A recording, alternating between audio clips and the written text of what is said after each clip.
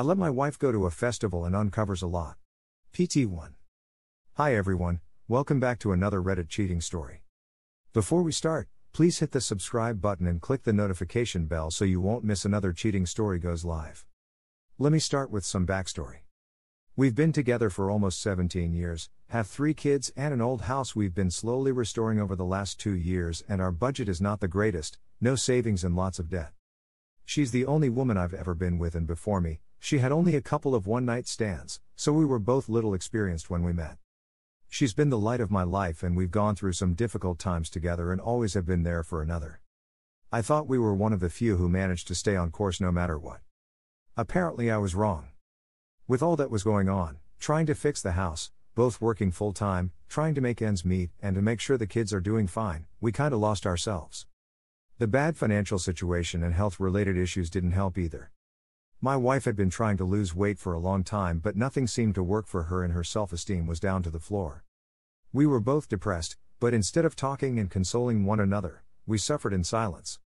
I buried my nose in computer games to hide from our problems while she had her nose in her phone all the time. This spring and summer, things started going worse. She was spending more time with her friends and going partying, while I stayed at home with the kids.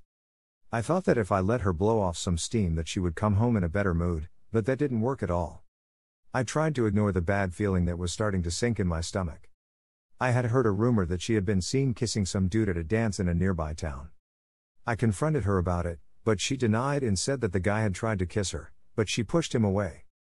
I was not fully convinced, but didn't want to push her too much as I was trying to let her see that I trusted her. Yet as the summer passed, I noticed she was getting way more protective and secretive about her phone. After seeing by chance what her FB password was one night in August 22nd, I decided to take a look, to see if I could find anything about that dance earlier that summer. What I found was way worse. I saw that indeed she had been kissing some dude drunk as hell until her friend pulled her out of it, but that's nothing compared to what I saw next. I accessed her Messenger and Skype. I found out that she had been chatting online with 2 foreign guys, A and B, for months.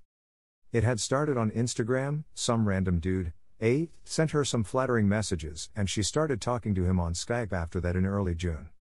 After only speaking to him for less than 2 weeks, she started sharing with him nude photos after only resisting a bit. The incident with the guy she kissed happened later that month. She was chatting with this guy A up until the middle of August, when he showed his real intention. He was a scammer with a stolen account and was just sending her pictures from that stolen profile. Yet she had been fooled enough to share with him pictures of her most intimate parts. She seemed like she was falling in love with him. By then she had already started to talk to guy B, which also started on Instagram. Didn't take long for that to evolve to nude pictures and sexual talk. In both cases they were fantasizing about them coming to our country and meeting with my wife at a hotel. She never spoke ill of me or anything like that, just talked about me like I was just there. If they asked, she said that I'd treated her well, but then she went on to tell them how she liked to talk to them and they made her feel good. The worst is yet to come.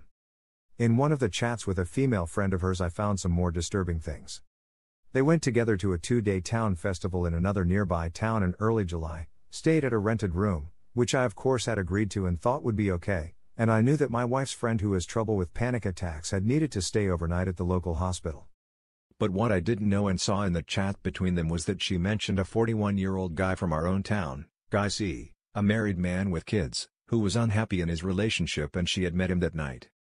He had come over to chat and had tried to go all the way, but my wife told her friend that she had stopped him. She didn't mention the name, but I found out a likely suspect as our town is small, and I also found in my online phone records that she had sent a message to a number belonging to a guy that fit the description. I feared the worst.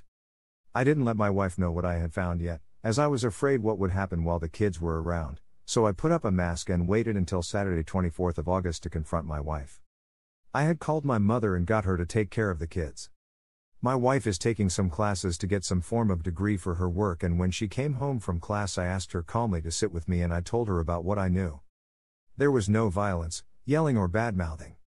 Just 2 sad people, one of them angry and hurt, and we talked the whole night. She promised that nothing had happened between her and C, and what she had done online was only to try boosting her self-esteem a bit as she thought I had stopped loving her. She didn't exactly try to blame me for it, nor did she yell at me for snooping around. She said she thought I didn't like her anymore because she wasn't losing weight, and when those guys started raining compliments on her, she said she got addicted. She said she didn't mean to hurt me, she was selfish and tried to please them as she could so they would keep complimenting her, therefore sending them nude pictures. She told me that she saw it now that she had been cheating on me, but she hadn't realized it while she was doing it, even though she knew she was doing something wrong. I wanted to believe her, I truly did. But I had concerns. We decided to try to fix our marriage and seek counseling. As the weeks passed, things seemed to be getting better. She's been way more affectionate to me and caring. Our sex life has been great and we've been spending way more time together than before. I still had a growing feeling in my stomach that she was hiding some critical information from me, and after our second meeting with the marriage counselor last week, she finally admitted the truth. She admitted what I had suspected and feared but deeply hoped hadn't happened. She had indeed slept with C that night in July. And even though she said she had felt bad afterwards and shameful, she still kept talking to him via social media. She admitted to having met with him twice after that, but nothing more than a bit of kissing. She even tried to contact him again a few days after I had confronted her in August. Here are some top comments from our community. I certainly gave the idea of a revenge affair consideration. But I'm too analytical to just go off and do it. I had to think through what it would be like, and what the results were likely to be. First things first, 2 wrongs don't make a right. And it wouldn't even score in any real way, because it would have been a not unreasonable response to her destruction of our marriage commitments. Strike 1. I am not particularly interested in casual sex. In my personal opinion, it's overrated. So I'd really be having a relationship with someone. That's going to take my energy away from my marriage, and make reconciliation harder. Strike 2. Oh, and I'm having a relationship with someone, but I don't have any intention of making it permanent.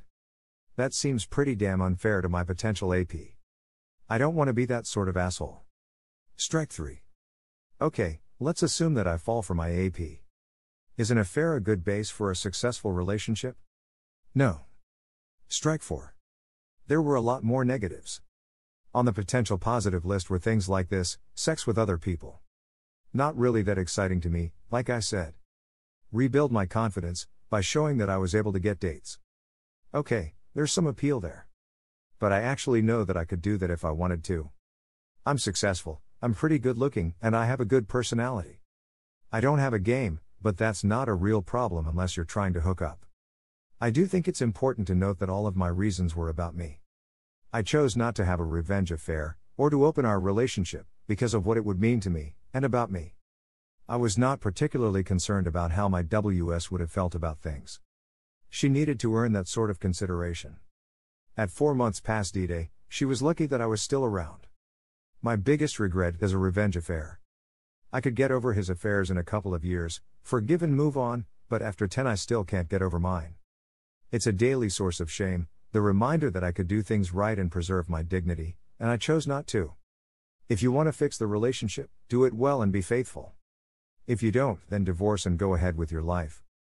But there's no comeback once you become this person. I don't like being this person. I'll never do it. Thank you for watching, and don't forget to subscribe and turn on the notification bell for any future cheating stories.